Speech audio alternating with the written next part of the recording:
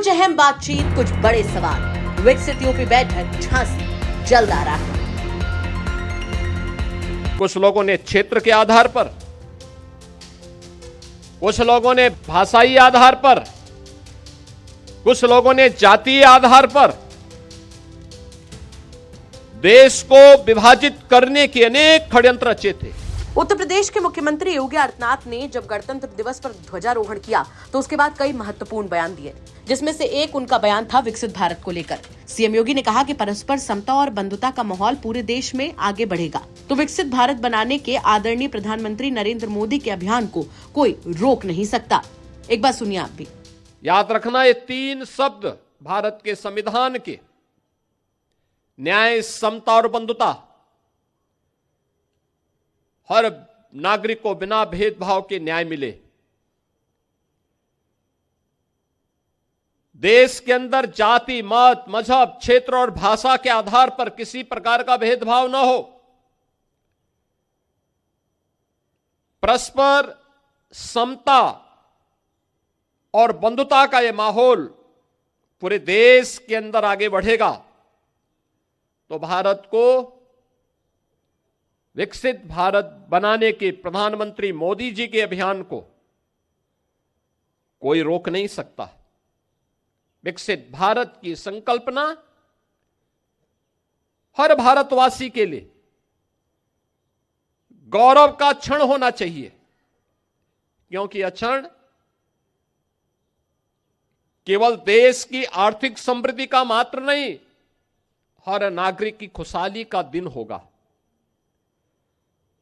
हर एक नागरिक के जीवन में कई गुना समृद्धि का दिन होगा, लेकिन इसका रास्ता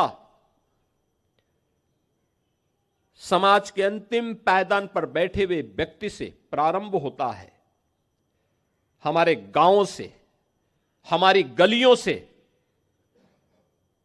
समाज के अलग अलग क्षेत्रों के अंतिम पायदान पर बैठे हुए उन नागरिकों के माध्यम से यात्रा आगे बढ़नी चाहिए।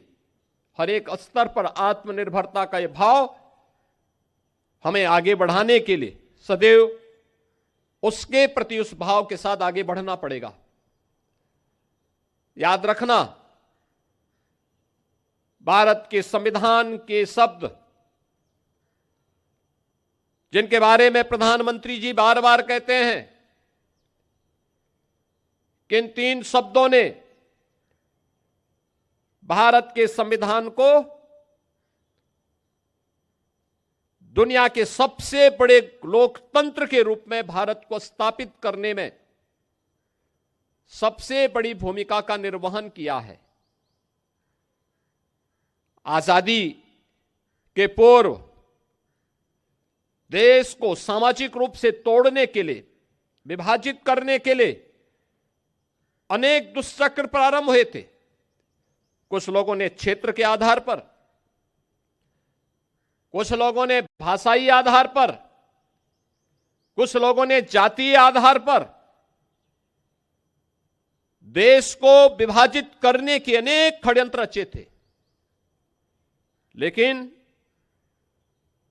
वे सभी षड्यंत्र अधिक दिनों तक टिक नहीं पाए। तो क्या कहेंगे सीएम योगी के इस बयान पर? आप कमेंट करके जरूर बताएं। ब्यूरो रिपोर्ट, यूपी तक।